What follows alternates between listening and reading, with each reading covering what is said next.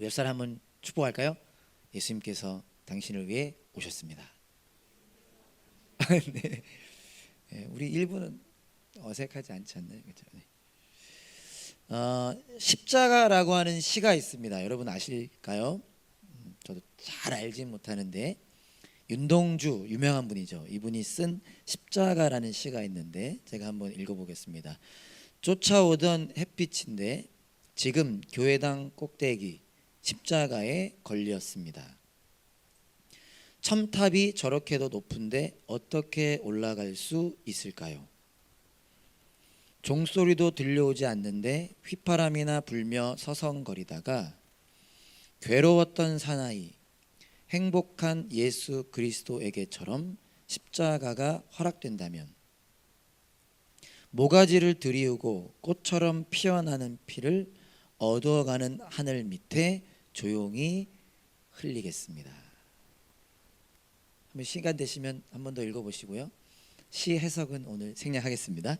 보면 윤동주라고 하는 이 시인이 네 번째 오른쪽 이게 네 번째 연이죠. 보면 예수님을 행복한 사람으로 표현합니다. 그러니까 윤동주 시인은 예수님을 행복한 사람으로 이해했던 것 같아요. 여러분 십자가에서 그 당시 어떻게 보면 가장 끔찍한 처형 형벌이었는데 죽기 위해서 오셨고 죽기 위해 태어나셨다고 볼 수 있는데 어떻게 십자가에서 죽은 예수님이 행복할 수 있었을까요? 저는 최근 며칠간 처음으로 허리 고통으로 참 괴로웠는데 그것만으로도 힘들었는데 어떻게 예수님이 행복할 수 있었을까요? 다시 본문의 이야기로 돌아가면 몇 주째 반복하니까 훨씬 더 친숙하실 거라 생각하는데요. 사형 판결을 받고 희롱과 고문을 당하신 후 십자가에 못 박히시는 예수님. 지금 저와 여러분들이 우리가 따르고 있는 이 가상칠언 예수님이 십자가에서 하신 말씀을 순서대로 지금 보고 있는데 이 순서가 맞다고 한다면 100% 확신할 수는 없으니까 예수님께서 지난주 나눴던 내용이죠. 옆에 매달린 죄수에게 너는 오늘 나와 함께 낙원에 있을 것이다 라고 말씀하신 후에 그 어느 쯤에 오늘 요한복음 본문이 이어지는 거죠. 지난주 누가복음에 이어서 로마 군인들은 예수님의 옷을 나누어 갔습니다. 방금 우리가 함께 읽었죠. 예수님의 겉옷은 그 당시 여러분 뭐 TV를 통해서 그 당시 옷 대충이나마 기억하시죠? 이렇게 있는 옷. 예수님의 겉옷은 4개로 나누어서 한 사람씩 차지했고요. 특별히 그 당시 4부분으로 나뉘었다고 합니다. 그러니까 그걸 뜯어서 4개로 나누어 갔고요. 예수님의 속옷은 제비 뽑기를 통해서 한 사람이 차지했습니다. 당시에는 이 겉옷이라고 하는 게 그 당시 팔레스타인 지역의 날씨로 때문에 그리고 그 당시의 상황 때문에 옷이라고 하는 것이 상당히 중요했기 때문에 로마 군인들이 가지고 간 것일 수도 있겠고요. 동시에 그럼에도 불구하고 로마 군인들이 그 옷 필요했을까? 더군다나 얼마나 예수님 고문과 그런 피 흘림으로 인해서 망가져 있었던 옷이지 않았겠습니까? 동시에 예수님을 향한 옷을 가져갔다라고 하는 건 조롱을 의미하는 걸 수 있겠죠. 조롱의 의미가 컸겠죠. 예수님 앞에서 그 옷을 막 웃으면서 가지고 가는 그 끔찍한 모습. 무엇보다 이 행위에 대해서 오늘 요한복음을 기록한 요한은 그 이유를 기록하고 있는데 24절을 보면 이렇게 기록하고 있습니다. 이는 그들이 나의 겉옷을 서로 나누어 가지고 나의 속옷을 놓고서는 제비를 뽑았다 하는 성경 말씀이 이루어지게 하려는 것이었다라고 말합니다. 여러분 혹시 성경 핸드폰 갖고 계신 분 계시나요? 거기에 보면 각주가 있습니다. 이렇게 따옴표. 그들이 나의 겉옷을 서로 나누어 가지고 나의 속옷을 놓고서는 제비를 뽑았다. 밑에 보면 시편 22편이라고 쓰여 있어요. 시편 22편 18절. 이 말씀은 시편 22편에 나오는 말씀입니다. 그리고 요한복음을 기록한 요한은 지금 뭐라고 말하고 있는 거죠? 로마 군인들이 예수님의 옷을 나누어 가지고 간 것은 겉옷은 4개로 가져가고 4명이 속옷은 제비뽑기에서 한 사람이 가지고 간 것은 이 시편 말씀이 이루어지게 하기 위함이다라고 요한은 기록하고 있다는 거예요. 그냥 이루어진 게 아니다. 그들이 재미로 가지고 간 게 아니다. 물론 조롱의 의미가 있었지만 그것만이 아니다. 이 말씀이 이루어지게 하기 위함이다. 무슨 의미인 거죠? 예수님께서 십자가에 못 박혀 죽으신 것은 하나님께서 계획하시고 하나님께서 이루신 일이라는 거예요. 하나님이 오래전부터 미리 계획하시고 준비하신, 누구를 위해서? 저와 여러분들을 위해서, 그 앞에 있는 그 수많은 사람들을 위해서, 그 끔찍한 죄인들을 위해서 계획하시고 이루신 하나님의 뜻, 하나님의 일이라는 것입니다. 우리 어르신들이 표현을 따자면 하나님의 열심이라는 거예요. 그리고 그 하나님의 뜻에 예수님께서는 뭐 하신 거예요? 순종하신 것입니다. 무엇으로? 히브리 말씀을 인용하자면 기쁨으로 순종하신 것입니다. 그것이 저와 여러분들을 향한 십자가 사랑의 크기인 것입니다. 그래서 아까 윤동주 시인의 시를 다시 가져와서 얘기한다면, 그래서 예수님은 행복하신 분이셨던 거예요. 행복한 예수 그리스도. 왜요? 그 길은 끔찍한 길이었지만 저와 여러분들을 살리는 길이었기에, 기쁨으로 순종하시는 자리였기에 행복하셨던 것입니다. 이것이 그 은혜의 크기인 것입니다. 사랑하는 여러분, 저와 여러분들이 이 십자가 사랑을 경험하게 되기를 소망합니다. 이미 경험하신 분들이 대부분일 텐데 더 깊이 경험하게 되시기를 소망합니다. 그리고 저와 여러분들이 서로를 축복하기 원합니다. 예수님의 이름으로 이 예수님의 십자가를 이 기간 동안, 이 12월의 기간 동안 그냥 가지 않기 원해요. 다른 이들처럼 와 아름답다, 와 멋지다, 저 트리 봐봐, 저 장식 봐봐, 그것도 좋은 거지만 거기서 멈추지 않기 원합니다. 우리가 다 함께 기쁘다 구주 오셨네를 외치며 그 예수님으로 기뻐하는 시간들이 될 수 있기를 간절히 소망합니다. 아멘. 예수님의 십자가 곁에는 4명의 여인이 있었다고 요한복음의 저자인 요한은 표현합니다. 외우기 쉬운 게 3명의 마리아와 1명의 이모라고 표현되는 분이 있었죠. 4명의 여인과 예수님의 제자 요한이 있었습니다. 다 도망가고요. 요한은 남아 있었습니다. 군인들이 예수님의 옷을 나누어 가진 후에 예수님께서 자신의 어머니 마리아와 그 4명의 여인 중에 1명인 자신의 어머니 마리아와 자신의 제자 요한에게 말씀하십니다. 이것이 예수님께서 십자가에서 하신 3번째 말씀입니다. 본문 26절 다시 보면요, 어머니, 이 사람이 어머니의 아들입니다 하고 말씀하시고요, 이어서 제자를 바라보면서 자, 이분이 내 어머니시다 라고 말씀하십니다. 영어 성경으로도 한번 보겠습니다. ESV 버전인데요, 예수님 말씀하십니다. Woman, 좀 다르죠 표현이. Behold your son. 그리고 제자를 바라보면서 Behold your mother 라고 말씀하십니다. 여러분, 예수님께서 십자가에 못 박히시는 그 모습을 보면서 가장 아파한 사람은 누구였을까요? 예수님의 그 십자가에 못 박힌 모습을 보면서 가장 아파한 사람은 누굴까요? 마리아, 그죠? 자신 있게 말씀하셔도 된단 말이야. 마리아입니다. 가장 아파한 사람은 예수님의 어머니 마리아였을 것입니다. 아마 저 같은 사람은 상상할 수 없는 고통이었을 것 같아요. 많이 들어봤습니다. 자식이 아프면 제일 아파하는 부모님이 더 아파하죠. 저희 부모님도 그러셨을 거고, 저도 제 아들들이 아픈 걸 보면서 제가 참 많이 아픈데 아마 저보다 제 아내가 더 아파할 것 같은 생각이 있는데요, 아마 마리아였을 것입니다. 예수님은 그 탄생부터가 평범하지 않았잖아요. 성탄절 스토리 잘 아시죠? 탄생부터가 평범하지 않았습니다.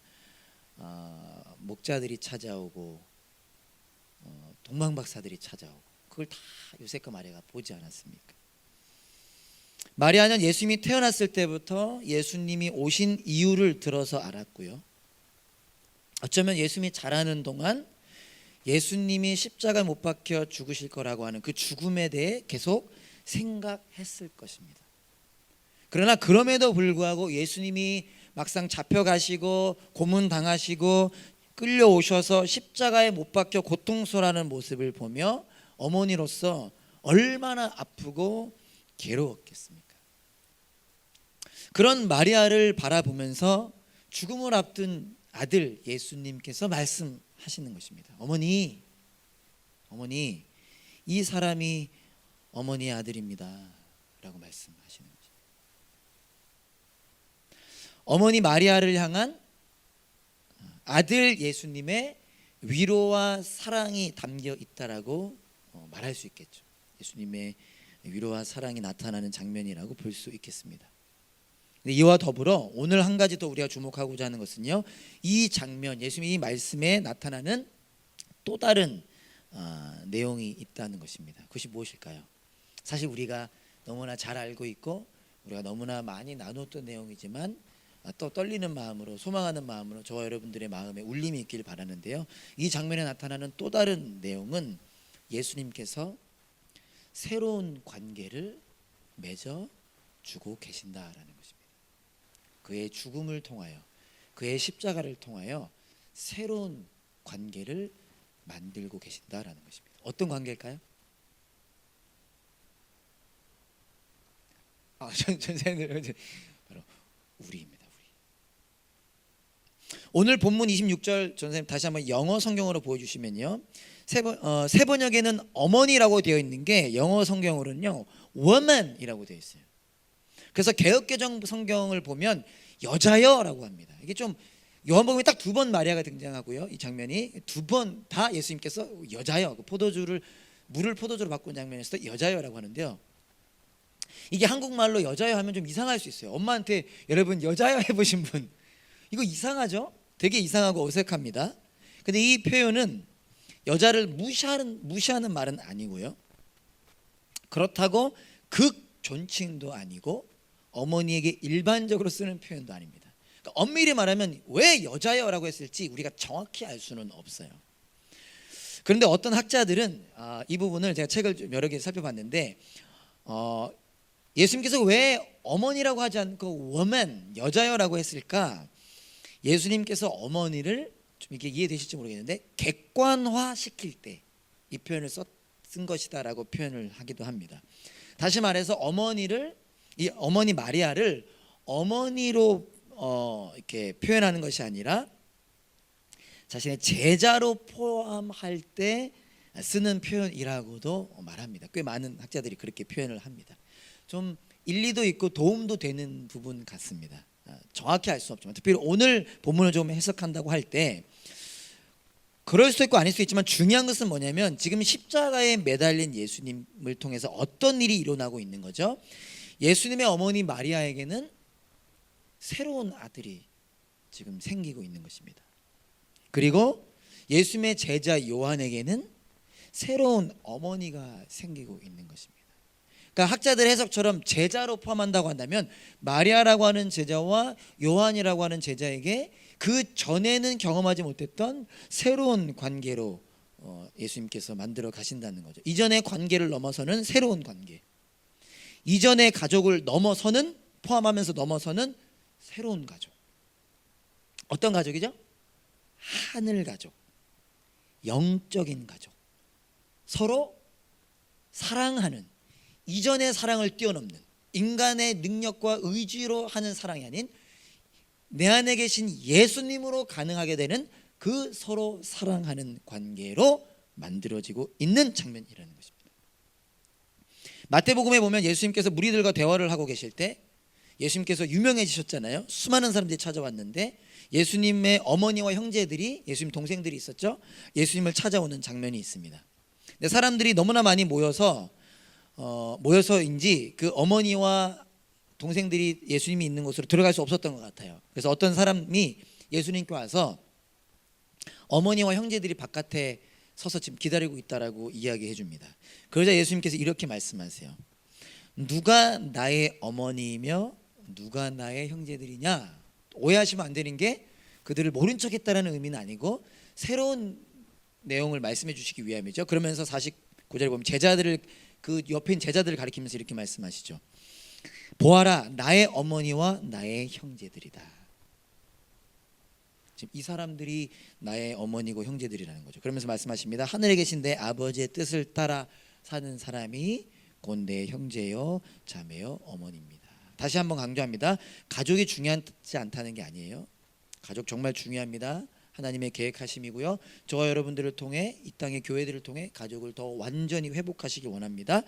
그런데 오늘 내용의 핵심은 뭐죠? 그보다 더 깊고 큰 의미의 가족이 있다는 것입니다.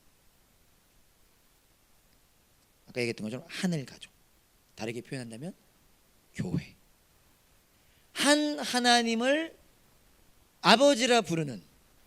그래서 특별히 우리 교회 다른 교회가 있는 그 표현이 별로 없잖아요. 그래서 어쩔 수 없이 형제 자매라고 하는 게 아니라 적이할 수 없으니까 형제 자매 하는 게 아니라 한 같은 아버지를 의 자녀이기에 형제 자매라고 부르게 된 바로 우리라고 하는 관계. 세상 그 어디에서도 찾아볼 수 없는 예수님의 피로 맺어진 관계. 그 관계를 예수님께서 오늘 만들어 가시는 건데 어떻게 만들어 가시는 거죠? 예수님의 십자가 죽음을 통해 만들어지게 되는 것입니다. 여러분, 이것이 십자가의 의미인 것입니다. 첫 번째 시간에 용서, 두 번째 시간에 구원과 함께 저와 여러분들이 예수님을 믿는다고 한다면, 그 십자가를 믿는다고 한다면 우리가 경험하게 될 것이며 깨닫게 될 것이며 기억하고 붙잡아야 되는 것이 무엇이냐? 그 십자가의 의미는 무엇인가? 우리를 우리로 만드신다는 것입니다. 몇 번 나누었던 예화인데요, 한 번 더 나누겠습니다. 제가 더 좋은 예화를 실력이 없어서 찾지 못했는데 들으셨던 거지만 한 번 더 들어주시면 좋겠습니다. 마틴 루터 킹 목사님이 이런 말을 하셨습니다. 미국에 있는 모든 크리스천들이 대예배를 드리는 오전 10시, 그 시간이야말로 미국이 가장 분열되어 있고 가장 격리되어 있는 시간이다. 뭘 표현하신 거죠? 교회 하나 되지 못함, 교회의 다툼, 사랑 없음을 표현하신 거죠. 참 오래된 예화인데요, 마크 트웨인이라는 분이 이런 예화를 드셨습니다. 나는 개와 고양이를 한 우리 안에 넣어보았다. 뜻밖에도 그들은 내 기대를 뛰어넘어서 잘 지내는 모습을 나에게 보여주었다. 나는 이번에는 새와 돼지와 염소를 한 우리 안에 집어넣어 보았다.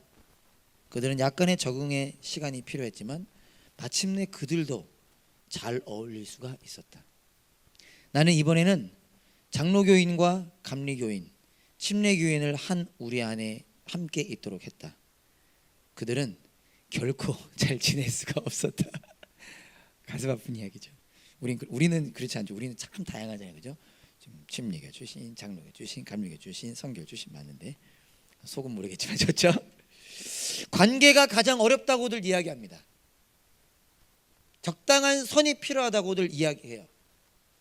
안타까운 것은 무엇이냐? 저는 세상은 다 모르겠고 많은 그리스도인들조차 교회도 하나가 될 수 없고, 아니 이제는 하나가 되고 싶지 않다고 생각한다는 것입니다.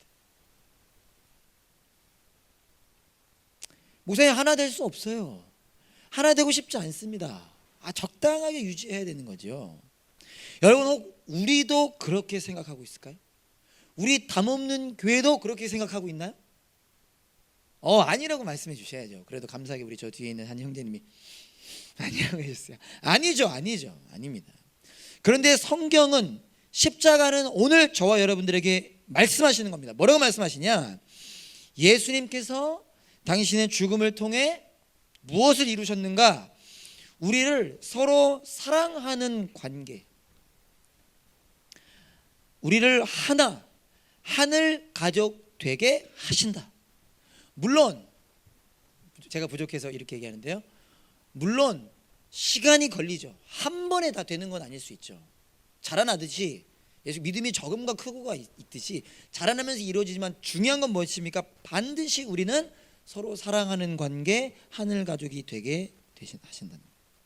예수님께서 당신의 죽음을 통해 우리로 하여금 하늘 가족 되게 하셔서 하늘 가족이 누리게 되는 놀라운 은혜를 누리게 하신다.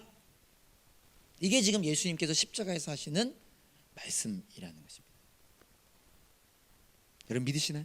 이 은혜를 깨닫고 이 은혜를 경험하고 이 은혜를 갈망하는 저와 여러분들이 될 수 있기를 간절히 소망합니다. 오늘 본문 예수님께서 십자가에서 하신 세 번째 말씀은요, 요한복음에만 등장합니다.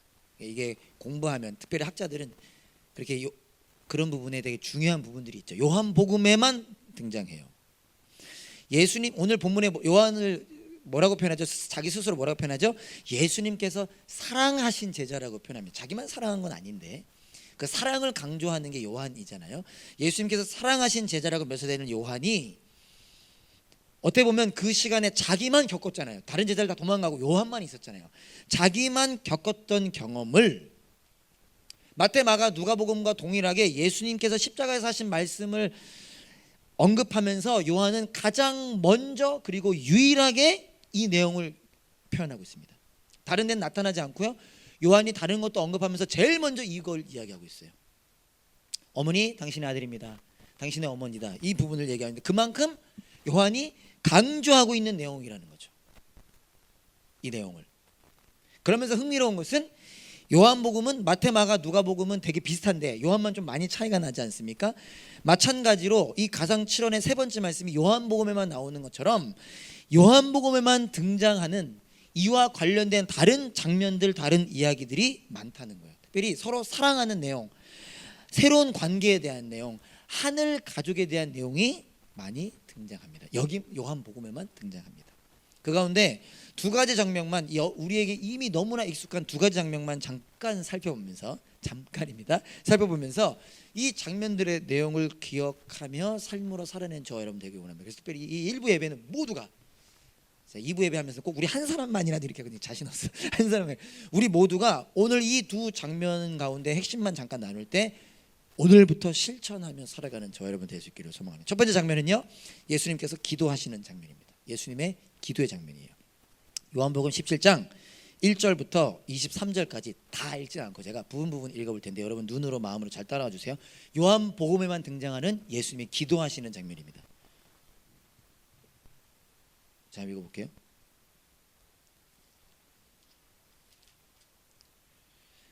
예수께서 이 말씀을 마치시고 눈을 들어 하늘을 우러러 보시고 말씀하셨다. 아버지, 하나님께 기도하는 거죠. 때가 왔습니다. 이제 죽을 때가 왔다는 거예요. 아버지 아들을 영광되게 하셔서 아들이 아버지께 영광을 돌리게 하여 주십시오 라고 기도를 시작하십니다. 그러면서 11절에 보면 나는 이제 더 이상 세상에 있지 않으나 그들은, 제자들은 세상에 있습니다. 나는 아버지께로 갑니다.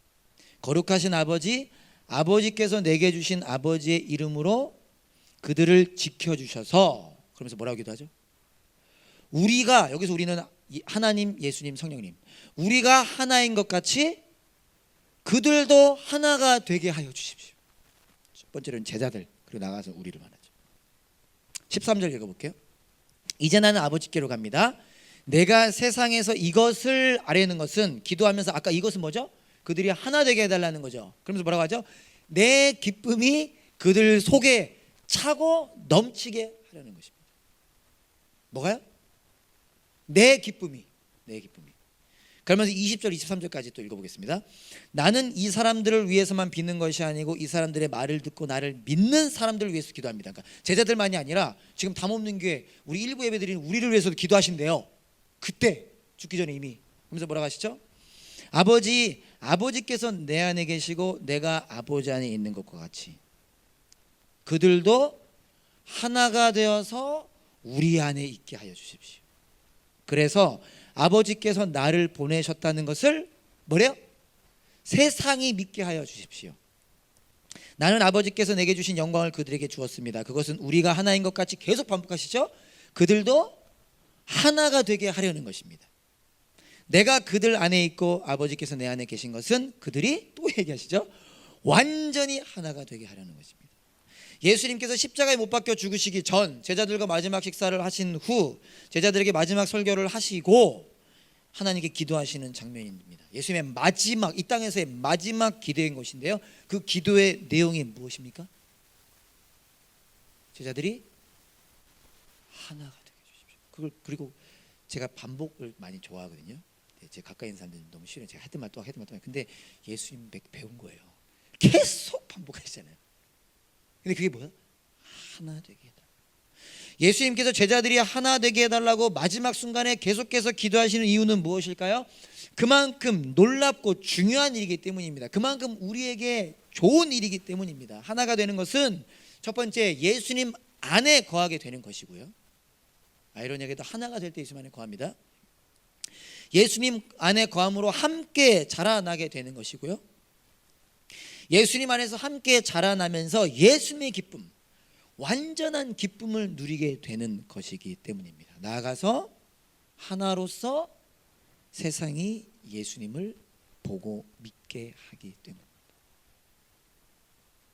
우리에게 너무 익숙하지만, 그래서 우리가 간과할 수 있는, 너무 당연한 거지만 너무나 어려워서 우리가 싫어할 수 있는, 여러분, 이 하나됨을 우리가 오늘 주목하게 되기 원합니다. 사랑하는 여러분, 하나가 되기 위해서, 하나가 되는 것을 위해서, 그래서 우리가 하고자 하는 첫 번째는 뭐냐? 기도하는 우리가 되기를 원합니다. 우리부터, 나부터. 우리 담없는 교회가 하나가 되게 해달라고 기도해 주세요. 장년부가 27세 이상이, 26세 이하가, 그리고 여기 있는 우리가 하나가 되게 해달라고 기도해 주세요.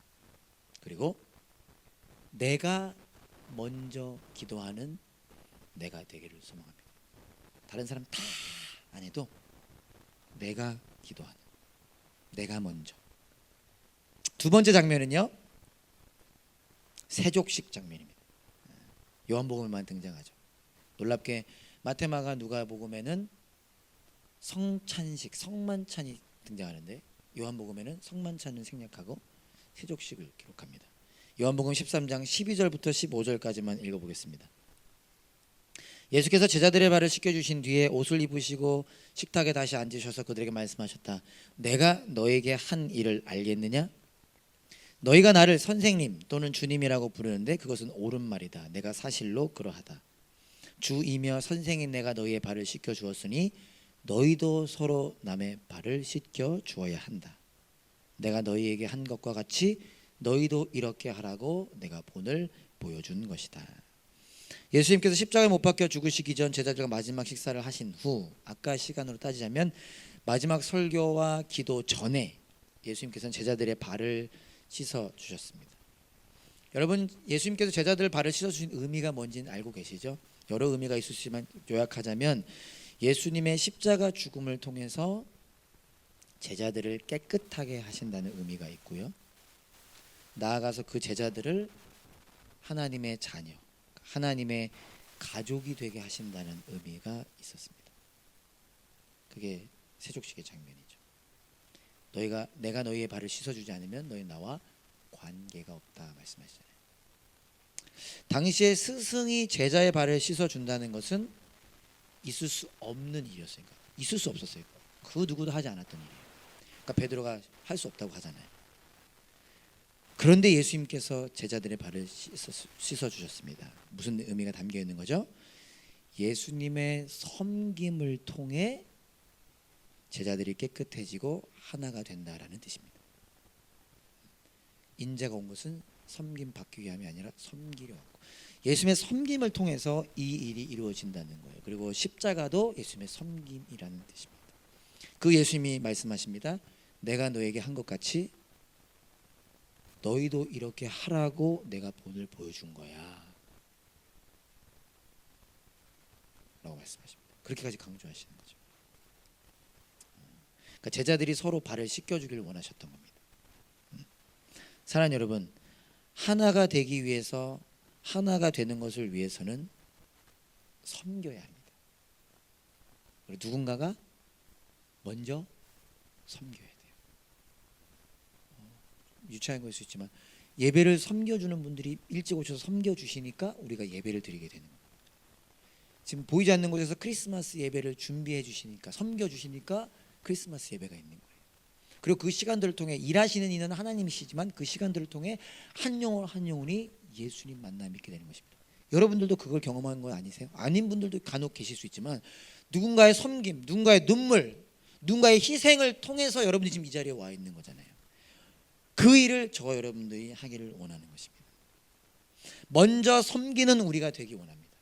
먼저 섬기기 위해서 먼저 낮아지는, 높아서는 섬길 수 없어요.